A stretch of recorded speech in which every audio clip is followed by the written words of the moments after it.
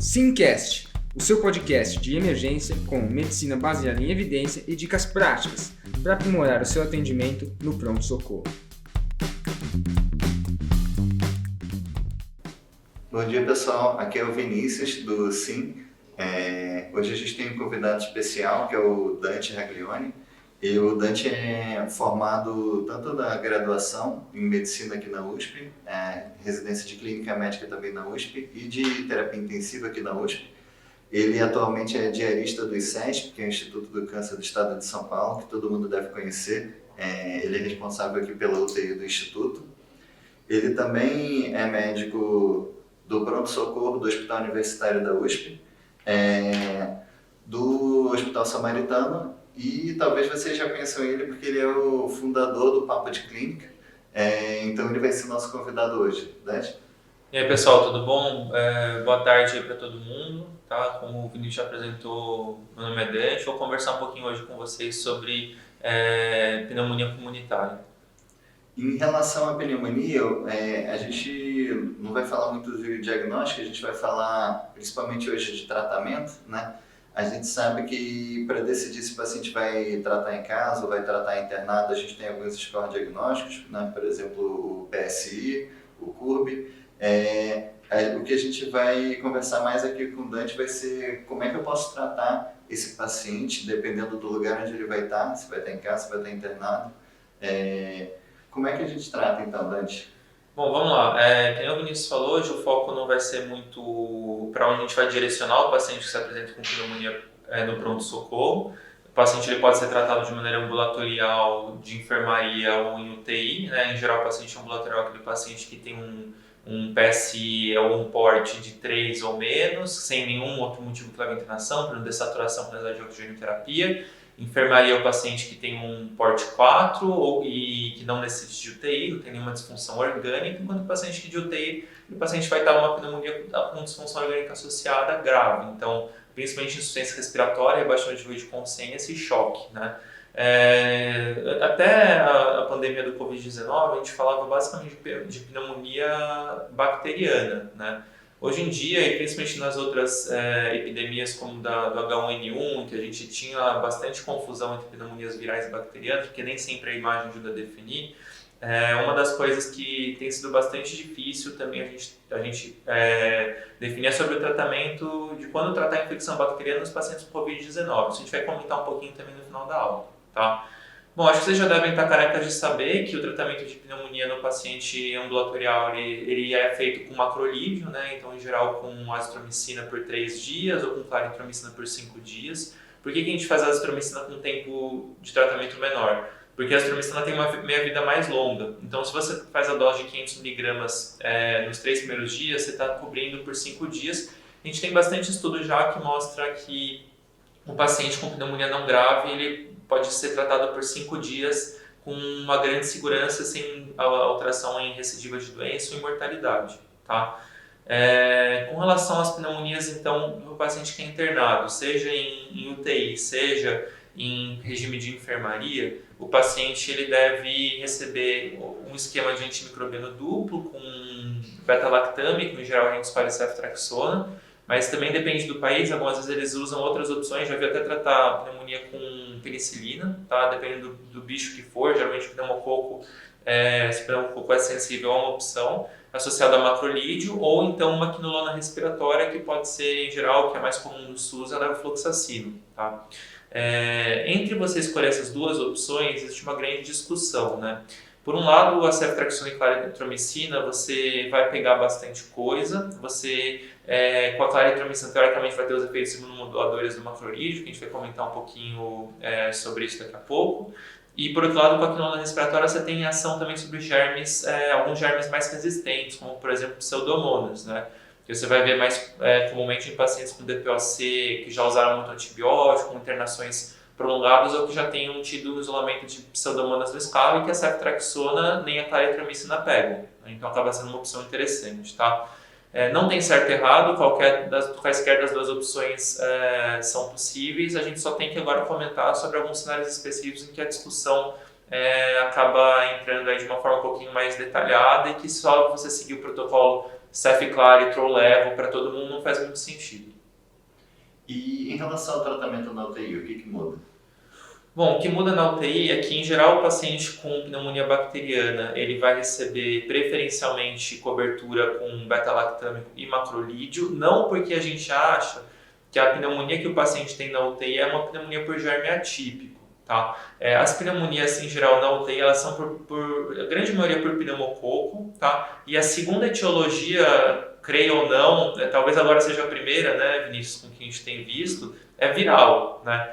Só lá para o quarto, quinto agentes etiológicos a gente vai encontrar agentes atípicos e aí principalmente está falando da legionela, né? Então não tem muito sentido você dar macrolídeo para cobrir puramente germes atípicos que em geral correspondem a 2% das pneumonias em UTI. Então estaria errado você tratar só com ceftriaxona ou um paciente desse? Não estaria errado. Tá? A gente acaba associando o macrolídeo porque, na teoria, existe um efeito imunomodulador do macrolídeo, principalmente da azitromicina, que é a mais estudada nesse sentido.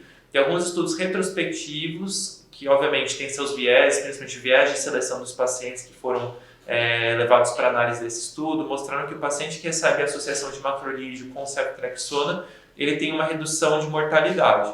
Lembrando que os estudos que mostraram são estudos retrospectivos, então não está errado também dar só ceftriaxona para tratar as pneumonias nesse sentido. Obviamente, a gente está falando de pneumonia hospitalar, a gente não está falando de pacientes colonizados prévios por bactérias multiresistentes. A gente está falando de pneumonia comunitária grave. Tá? Lembrar que agora na Covid-19 o cenário muda um pouquinho e também é o nosso tema final aí, tá bom? Você tem alguma opinião em relação àquela polêmica de ácido clárito, se eu escolher usar macrolídeo, que teoricamente ácido teria algum efeito superior, ou acho que isso não tem evidência para a gente escolher entre um e outro? Olha, eu pessoalmente gosto bastante da azitromicina porque o tempo de tratamento é menor, são só 3 dias, a dose é uma vez também por dia, não precisa dar de 12 em 12, não precisa corrigir para a função renal, tá? E uma outra vantagem também dela é que ela causa muito menos flebite do que a claritromicina, tá? Então, se esse paciente, por exemplo, é um paciente que não pode receber muito volume, a azitromicina acaba sendo mais interessante. Acho que a diferença do ponto de vista de desfecho eu desconheço, tá? Mas do ponto de vista de comodidade, a azitromicina é melhor. Eu queria falar também que uma coisa que muita gente confunde é que, apesar da pneumonia da UTI ser mais grave, bacteriana, não necessariamente você precisa aumentar o tempo de antibiótico. A gente tem estudos mostrando que se no 3º dia de tratamento o paciente já não está mais com necessidade de droga vasoativa, está febril e não tem nenhum outro motivo para você pensar em uma complicação da pneumonia, por exemplo, um empiema, ou um abscesso pulmonar, alguma coisa que demandaria um tempo de antibiótico mais prolongado, você fazer um tratamento só por 5 dias já é suficiente para a grande maioria dos pacientes, tá? Então, essa é uma confusão grande. Não é porque o paciente está na UTI que ele precisa de um tratamento com antimicrobiano mais prolongado. Uma outra coisa que é bastante interessante, que está recomendada para pneumonias graves, a gente tem uma meta-análise da Cochrane mostrando isso, é o uso de corticoide, na dose de 1 mg por quilo dia, equivalente de prednisona ou metilprednisolona, tá?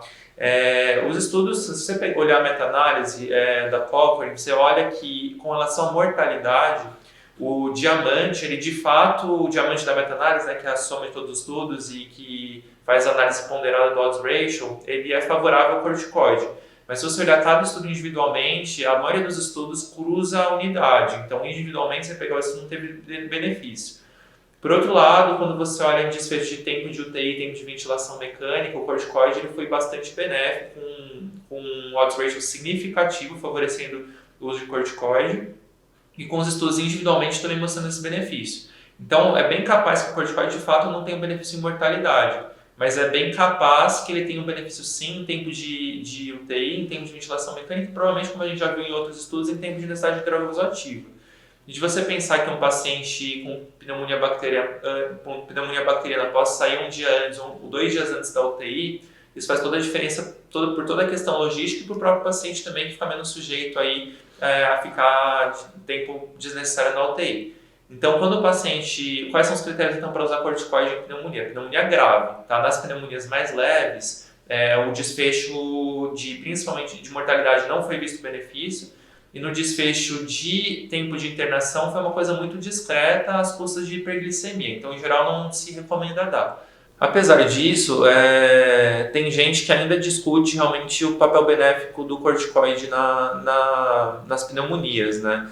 Porque muitos dos pacientes que foram analisados nos estudos estavam com choque, então talvez o que aconteceu foi uma melhora hemodinâmica e não pela própria pneumonia. Então, às vezes você deu o corticoide, o paciente melhorou do ponto de vista hemodinâmico, saiu antes da UTI e, na verdade, ele melhorou pelo corticoide com ação no choque, não pela pneumonia. Então, se você também não der, não está completamente errado. Não é uma coisa que é nível 1A de evidência, tá? Ainda mais porque não houve benefício em desfecho duro, em mortalidade, e sim apenas desfechos melhor em desfechos menores, tá bom? E, obviamente, também para a gente manter para fazer o tratamento adequado da pneumonia, é necessário dar todo o suporte para o paciente na UTI. Então, droga vasoativa, se o paciente entrar com insuficiência respiratória, na grande maioria das vezes você vai acabar tendo que intubar esse paciente, porque por insuficiência respiratória hipoxêmica a gente sabe que VNI só responde em 40% a 50% dos casos. Então, são algumas outras situações que a gente tem que também manter todo o tratamento em conjunto, não só o tratamento específico para pneumonia, mas também tratar o doente como um todo. Às vezes o paciente vai evoluir com insuficiência renal, até mesmo em alguns casos de pneumonias muito graves, com CIVD, com disfunção de múltiplos órgãos. Então, todo o suporte aí é necessário para ser dado. Lembrar que a pneumonia, das causas de sepse, ela é a primeira causa, né? Então, a pneumonia bacteriana é a causa mais comum de choque séptico que a gente tem na literatura. E paciente com pneumonia grave não é uma coisa incomum. E quando que você faria, aproveitando que você está falando de corticoide, qual a sua opinião sobre corticoide em pneumonia viral, por exemplo, no Covid?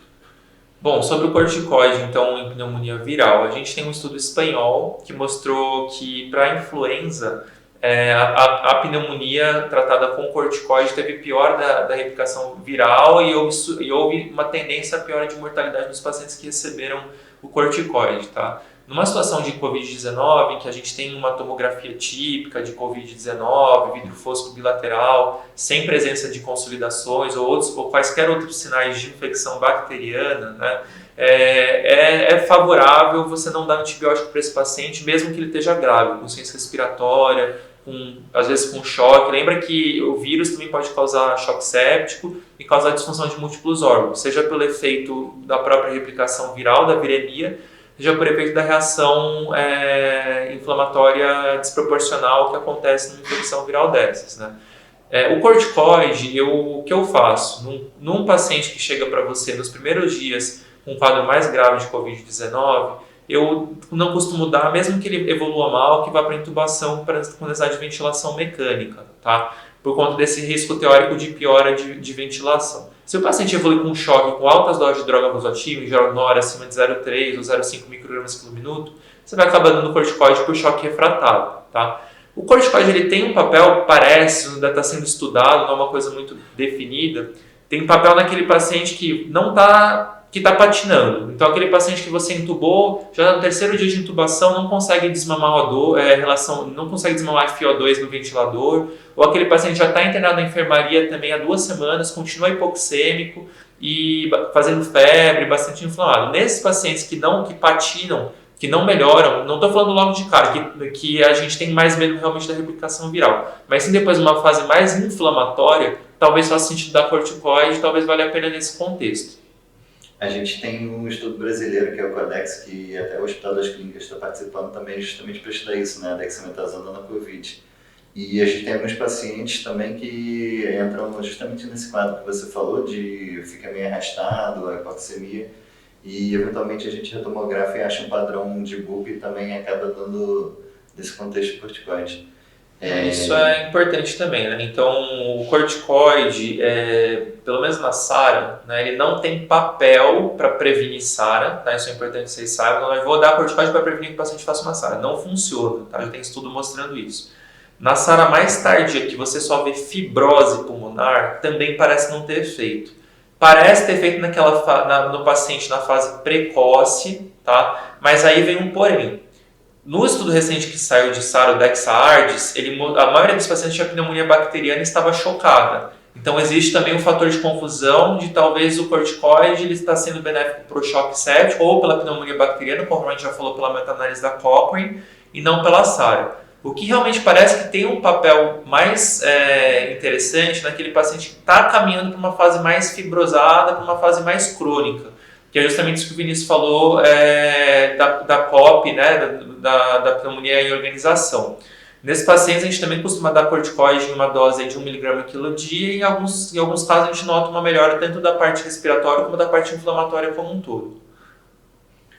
Então, é importante lembrar que no contexto de Covid, o vírus é um trigger importante para a COP, né, para pneumonia. Sim, com certeza. Então, assim, isso é bem importante, né? Não é porque o paciente está grave que ele merece antibiótico, tá? Então, precisa analisar caso a caso. Tem uma consolidação que eu acho que realmente pode ser uma pneumonia. Eu tenho no meu serviço procalcitonina, né, que lembrar que a procalcitonina é um marcador inflamatório que ela tem uma boa especificidade para infecção bacteriana. Então eu tenho uma procalcitonina que eu dosei e ela veio de 5, que é um valor bem alto. Então talvez esse paciente mereça tomar antibiótico. Eu tenho uma procalcitonina e eu dosei e veio de 0,2. Esse paciente muito provavelmente não tem infecção bacteriana, então talvez não mereça antibiótico, né? Então são algumas formas da gente tentar selecionar bem o antibiótico para os pacientes da melhor forma possível. Uma vez que, lembrar que dar antibiótico para todo mundo, né, vou dar antibiótico para todo paciente que interna com Covid-19.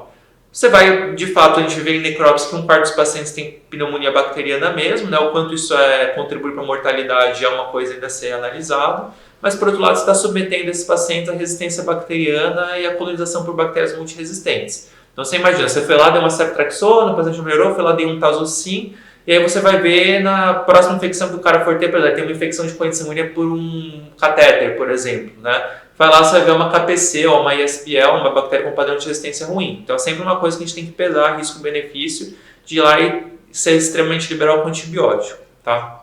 O outro tópico que eu queria comentar também, Vinícius, que é bem interessante, que gera muita dúvida nas pessoas, é sobre pneumonite e pneumonia aspirativa, né? Você quer falar um pouquinho sobre isso? Não, tudo seu.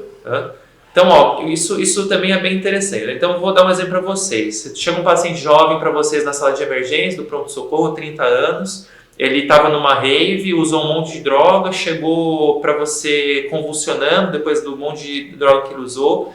Já na cena ele teve broncoaspiração maciça, tiveram que intubar, trouxeram para você na sala de emergência o paciente intubado. O paciente chega hipotenso, febril, você faz um raio-x, realmente tem um infiltradinho em base direita, secundária à broncoaspiração que ele fez. E aí, que antibiótico você daria aí para esse paciente, Vinícius?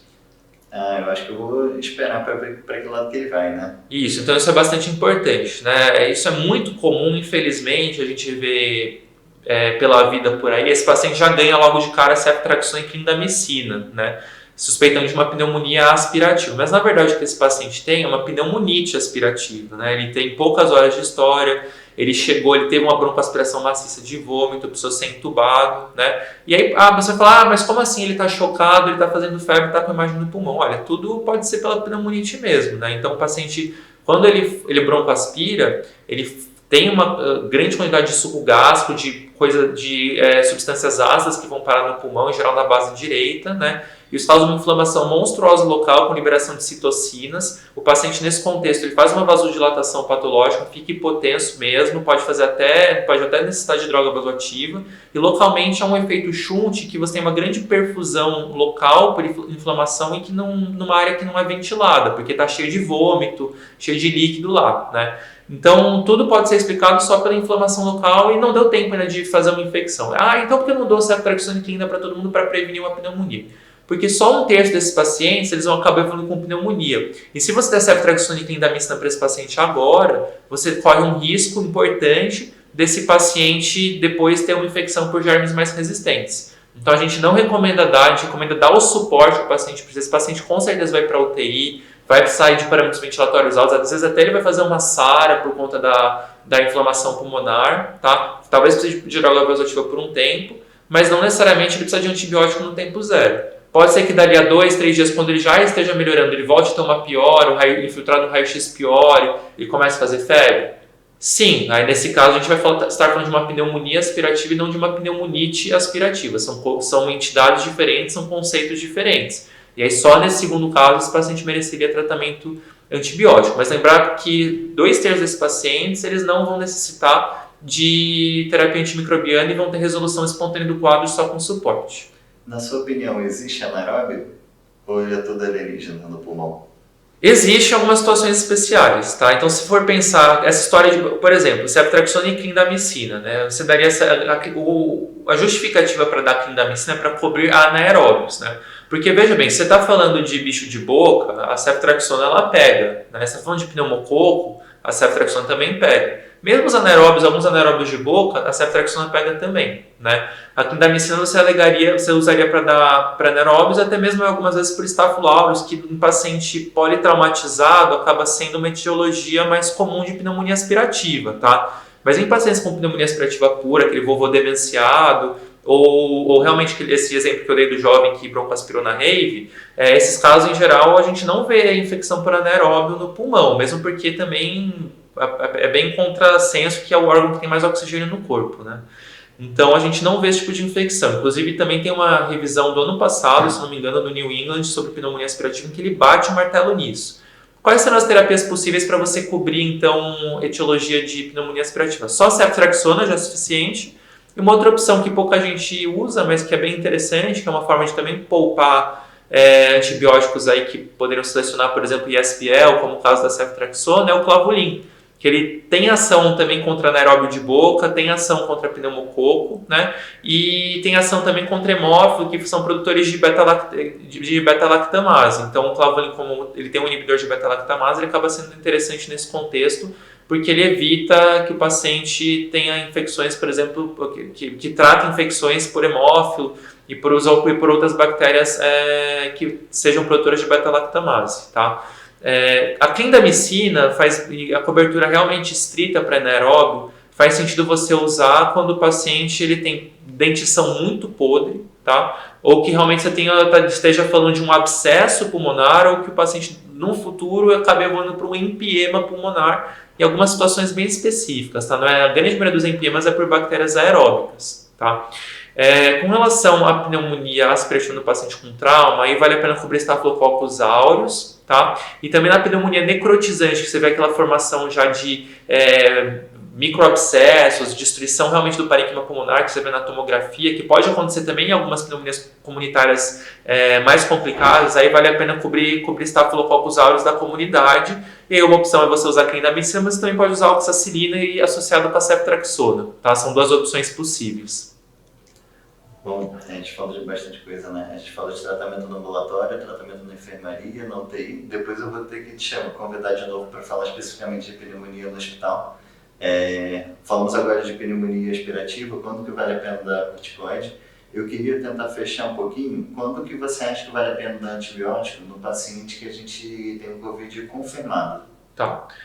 Só fazer um adendo ao que eu falei antes da pneumonia aspirativa, tá? Se não tem sentido na pneumonia aspirativa, na grande maioria dos casos você cobrir anaeróbio, então germe atípico muito menos, tá? Então, por exemplo, no senhor, ou nesse caso do paciente que broncoaspirou, ou no senhor com Alzheimer que broncoaspira interna para uma pneumonia aspirativa, não faz sentido para essa doença da claritromicina, a não ser que você esteja querendo dar um macrolide como efeito imunomodulador. Mas aí vai um porém.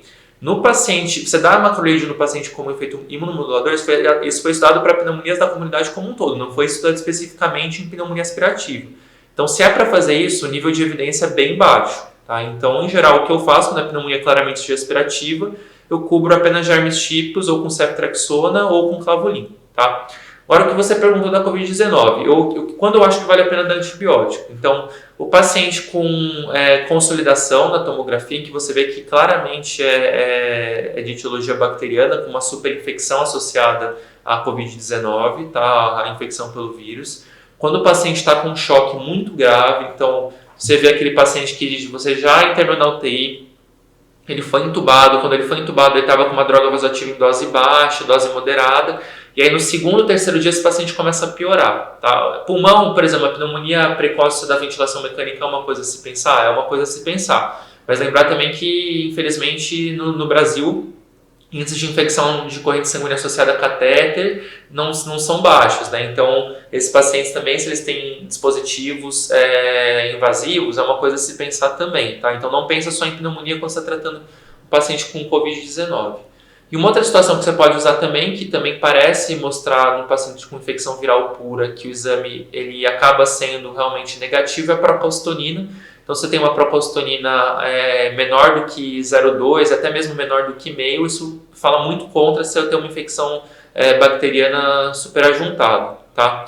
Então, basicamente nesses casos, assim, não se acanhem, não deem ceftriaxona e azitromicina para todo mundo, tá? Tentem selecionar, porque senão depois, como eu falei, a gente vai ter um problema aí de resistência antimicrobiana e propriamente pelos efeitos colaterais do antibiótico, né? E se você estiver num lugar que, por exemplo, só tem PCR, ao invés de procalcitonina, qual a sua opinião? O PCR ele não é muito estudado para infecção bacteriana. Por exemplo, na DPOC ele é estudado quando você não deve dar, tá? Infelizmente, no caso da Covid-19, a gente tem visto casos graves em que o paciente tem PCR baixo também. Então, eu não usaria PCR para definir terapia para esses pacientes de forma alguma, tá? Aliás, acho que é um exame que nem deveria ser coletado.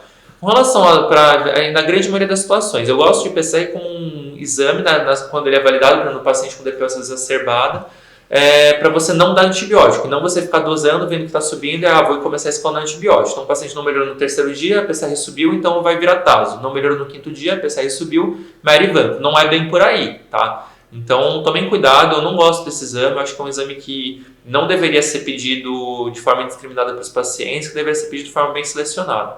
E não vou nem comentar, então, das outras terapias para Covid-19 que estão sendo dadas por aí sem evidência robusta nenhuma, né? Então, como exemplo aí, hidroxicloroquina, ivermectina e outras terapias aí que, por exemplo, a hidroxicloroquina, no primeiro estudo que saiu, os pesquisadores pediram para ser retirado do ar, porque tinha falhas metodológicas gravíssimas, né?